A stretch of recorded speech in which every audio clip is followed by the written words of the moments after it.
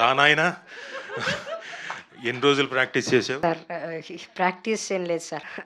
మనసులో ఉన్నది బయటకు వచ్చేసింది. అంతే అంతే సార్. Very good. ఈయన కొన్ని చెప్పాడు కదా, నువ్వు ముందుండు, నువ్వు వెళ్ళిపోగల.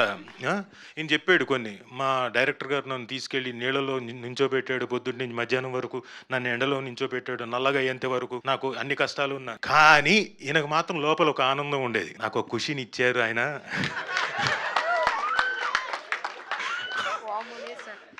లేదు సార్ లేదు సార్. ఫస్ట్ నువ్వు అమాయకంగా నటించకే, నేను లొకేషన్లో చూసిన రోజునే అనుకున్నా.